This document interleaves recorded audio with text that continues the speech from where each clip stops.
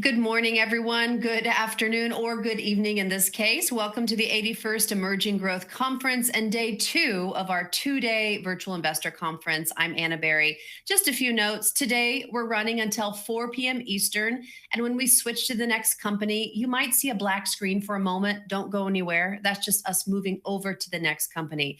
If you experience downtime, refresh your browser. Everything works properly if you have to do that. And our platform does work best on Google Chrome. So if you're watching from an Apple device, you have to hit the play button to start the session. Now, during each company's presentation, you can submit questions through the webcast module. We will attempt to address as many of these at the end of the presentation. Now, all of our conferences, they're uploaded to our Emerging Growth Conference YouTube channel. So please subscribe, youtube.com/Emerging Growth Conference. One last note. After today's event, you'll be redirected to the registration page for the next conference. So stay on or come back to reserve your spot early. Now, today, I'm pleased to introduce to you for the first time SBC Medical Group. Listed last September under SBC, this ambitious team franchises the largest network of aesthetic medical clinics in Japan. Though they started in Japan, they have expanded to Singapore, Vietnam, and the US. Today, we have SBC's CFO, Yuya Yoshida, with us. He has previously worked as Global Head and Director of Corporate Development at Rakuten, as a law degree from Keio University and an MBA from UCLA. We also have Hikaru Fukui, Head of IR. Mr. Yoshida, Mr. Fukui, pleased to have you both with us today, and welcome to the Emerging Growth Conference. Thank you for your kind introduction, Anna. Good morning, everyone. I'm Yuya Yoshida, Executive Vice President and CFO of SBC Medical Group Holdings. Thank you for taking the time out of your busy schedule to join us today. In this briefing, I will provide an overview of our company, a summary of our financial results, the current market environment, and our future direction. Okay. Now, let me start with our company overview and business model. SBC was listed on the NASDAQ global market in last September. Our core business model involves providing comprehensive management support services to franchisee clinics, mainly specializing in aesthetic medical services in exchange for franchise fees. These clinics offer a wide range of medical services, including aesthetic medicine, orthopedic surgery, ophthalmology, hair loss treatment, fertility treatment, and so on. Regarding our franchise clinics, although the competitive environment became increasingly challenging due to new market entrants, our group continues to grow steadily in terms of clinics numbers and strategic pricing, resulting in increased customer volumes. In fiscal year 2024, more than 6 million customers visited our clinics. We place strong emphasis on ensuring that our customers feel they receive value that exceeds what they paid for, which contribute to our high repeat rate. Next, our business segment. One of our 3 core businesses are aesthetic medicines. Medicine, medical care, and overseas businesses, as shown in the slide. We also place importance on strengthening our platform business, which supports the entire organization. In the aesthetic medical field, we implement a multi-brand strategy, including the well-known Shonan Beauty clinics, so-called SBC, to precisely address the increasingly diverse needs of our customers. Next, our highlight of financial performance. Now, I will highlight and express financial result. Revenue reached $250 million, an increase of 6% year-over-year basis, partly dampened by foreign currency translation. Our ROE declined compared to the previous year, mainly due to temporary expenses related to stock-based compensation following our public listing, impairment of certain patents, and increase in capital reserves. Next, our robust balance sheet. Our financial foundation remains strong. We maintain ample cash on hand with limited borrowings, maintaining a sound financial position. Our cash reserves will support future growth investment with flexibility depending on the market conditions and business opportunities.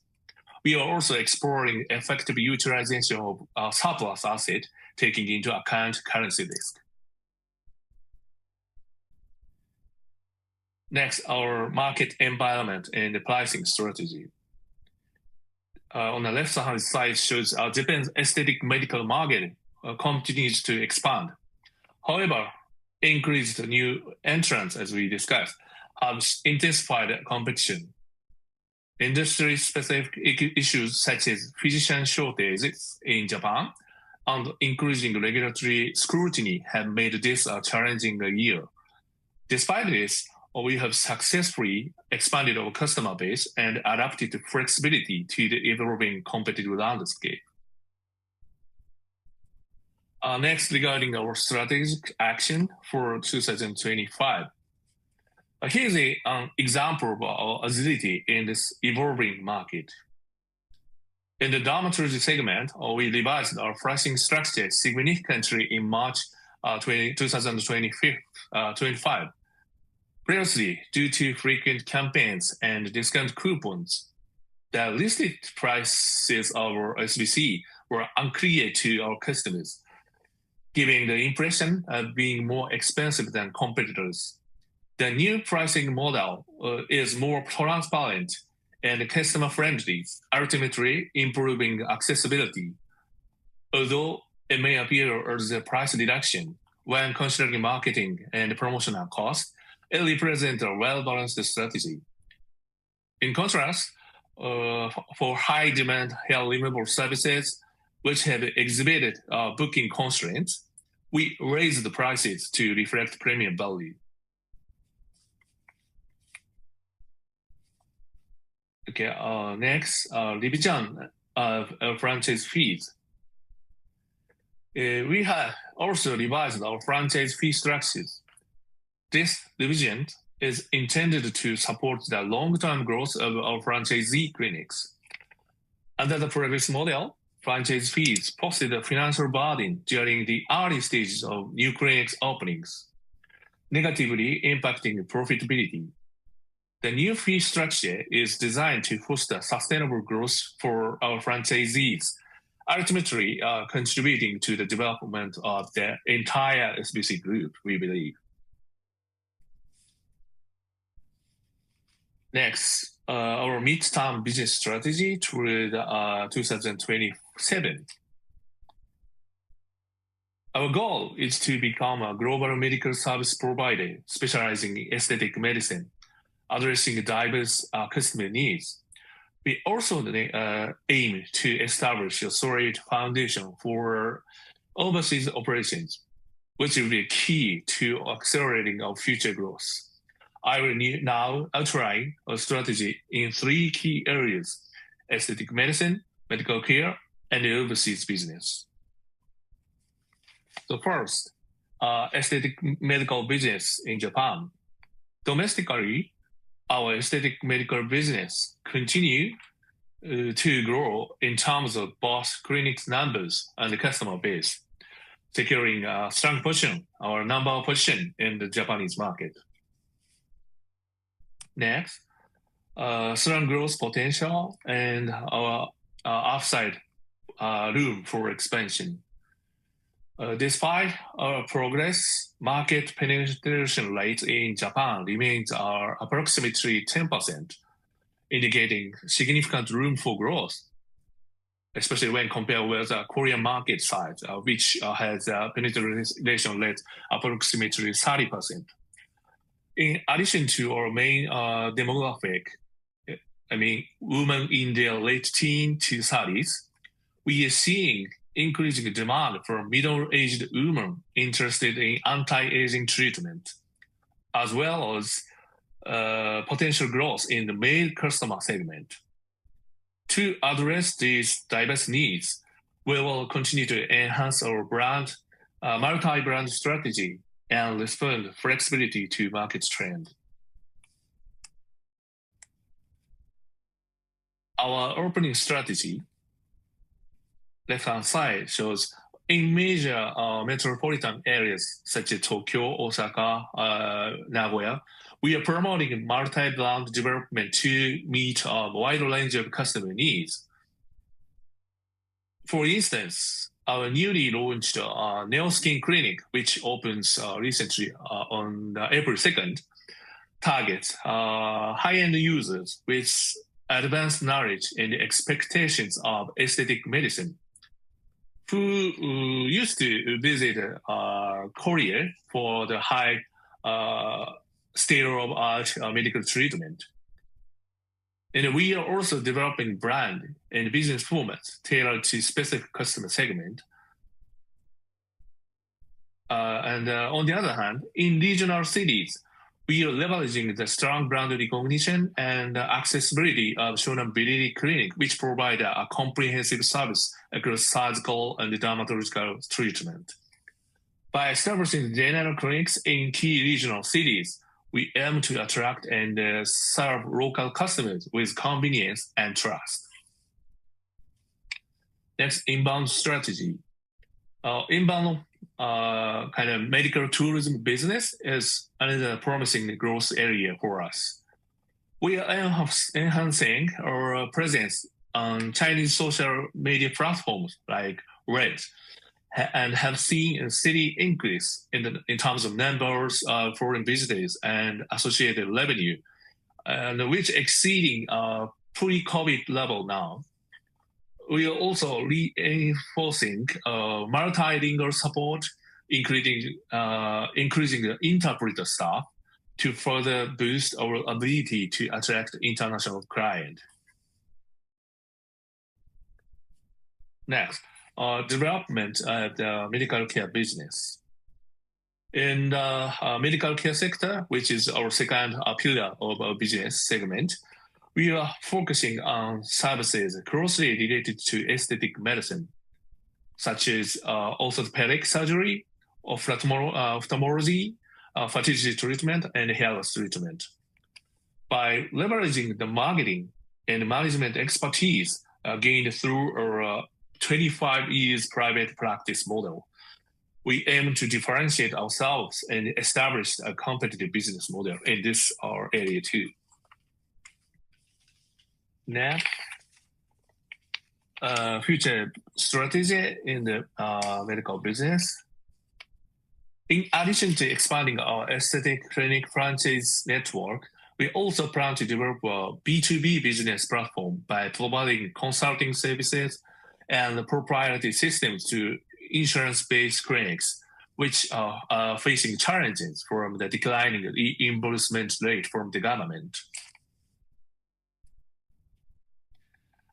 Next, as for the overseas business expansion, we are prioritizing US and Southeast Asia market for our global expansion.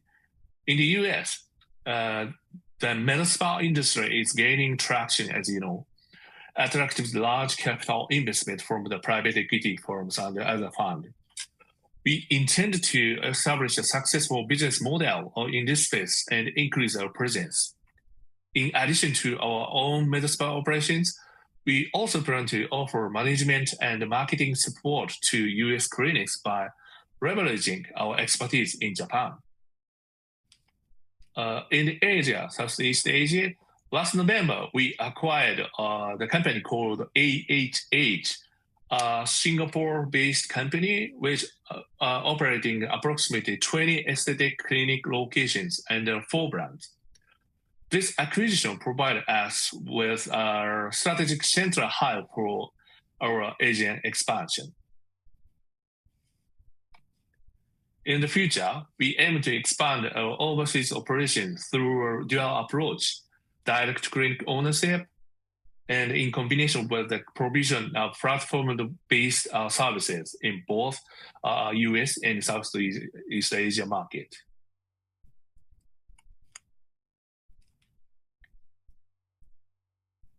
And the last part, So, yeah, we touch upon our capital policy and stock liquidity improvement. We recognize and we have to admit that our current share price does not fully reflect our financial fundamentals. One issue is, as you probably understand, extremely low stock liquidity due to low float. We have received similar feedbacks from many institutional investors and considering various measures to improve supply and demand. Here we explain multiple measures which we are considering. Specifically, we are focusing on the two areas. The first one is improving supply and demand dynamics. We are exploring options such as discovering new investors to mitigate selling pressures and share buybacks and dividend payout to enhance our attractiveness to investors. The second one is additional liquidity provision through new share issuance or partial sale of founder-held shares. We are also considering a warrant exchange using stock-based consideration to increase the number of floating shares. Through these initiatives, we aim to generate a positive cycle of appropriate liquidity and improve the share prices. Okay, that concludes our overview of SBC Medical Group's current situation and future direction. Thank you very much for your attention. Wonderful. Thank you so much. Very interesting. Talk a little bit more about the current business environment in Japan's aesthetic medical market, and what is SBC's strategy for that? Thank you, Anna. As I partially explained in the presentation, we have to admit Japan's aesthetic medical market became increasingly competitive, especially in the last year. But at the same time, we believe the industry is undergoing a kind of a process of normalization. Specifically, we believe that market consolidation is underway, where structural changes already visible on the supply side. For example, we recently witnessed the bankruptcy of one of the major hair removal salons. We are also seeing a surge in M&A increase from other clinics, which are asking us to acquire or buy the clinics that were about to bankrupt, which suggests that future competitive landscape will no longer be defined by mere increase in terms of market entrance. In this context, I strongly believe, SBC is in a very good position and advancing a strategy centered around price normalization and maximizing customer value. On top of that, for example, in our hair removal segment, where demand is also high, that reservation are hard to come by, as I explained. We are working to improve customer satisfaction. We are also focused on encouraging those who have never tried aesthetic treatment before. To this end, we enhance the price transparency and clinic accessibility. So again, we believe, although we have to admit the Japanese market is very facing the intense competition, but we see very positive sign of our improvement of our market competitions. Landscape. Wonderful. And is there potential for a rebound in the average customer spend at your medical corporations? Actually, many investors were asking at that point, because it's true that average customer spending declined in certain areas last year, especially in the hair removal segment due to intensified price competition. However, we believe that we are entering a phase where we can gradually increase the unit price again as the market normalizes, as I explained now. And our policy is not to raise prices arbitrarily, but to ensure customers feel the receive is more value than pay. So now initiatives such as extended hours, improved treatment offers, and enhanced quality of service will help us to boost perceived value. Therefore, we believe that this focus on value creation will naturally lead to higher customer spending over time. And is the decline in the Q4 performance a temporary issue? Can we expect recovery? What happened? Yeah, good question. We recognize that basically the current decline in our financial performance is largely temporary. The main factors include the impact of rapid yen depreciation last year, as well as a decrease in franchise fees due to scaled back marketing investment. We also saw a decline from the discontinuation of our staffing business following our portfolio review.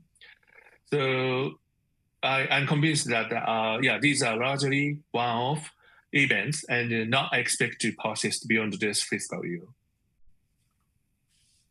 And so with that, talk about some of the key growth drivers going forward. I believe, key growth drivers are trifold.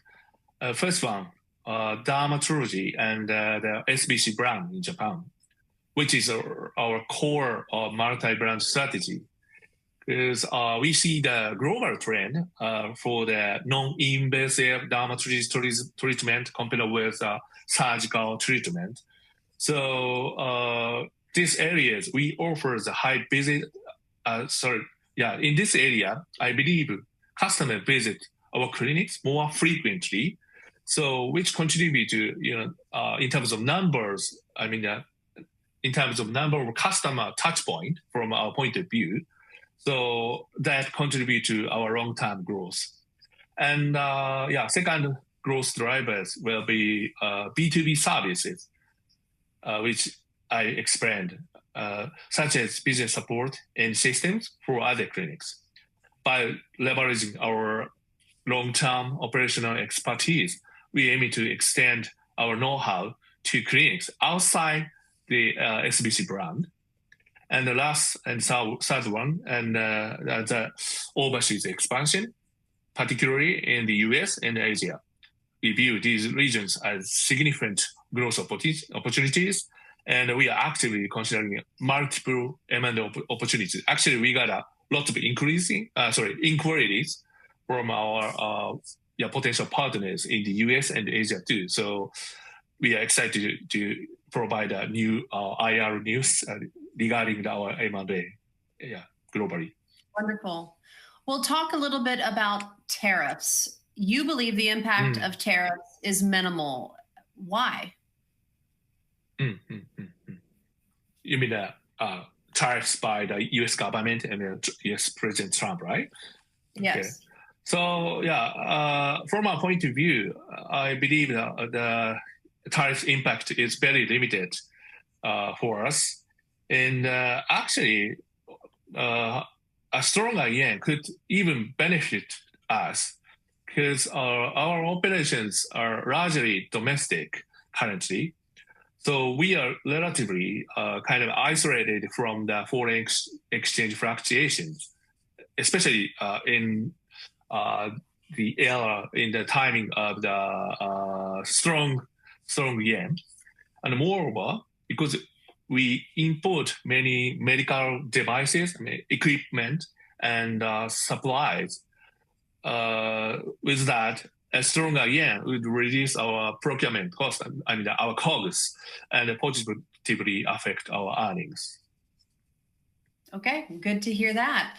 And last question for you. Talk a little bit about the current stock price. How do you feel about it? Very good question.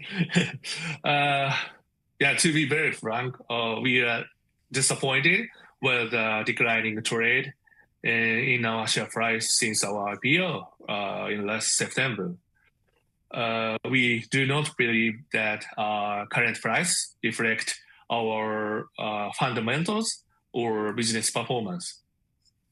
But at the same time, I have to admit one of the core issues is structure illiquidity with a very limited free float, as I explained in the presentation. And some selling pressure in the market because we went public via process of de-SPAC.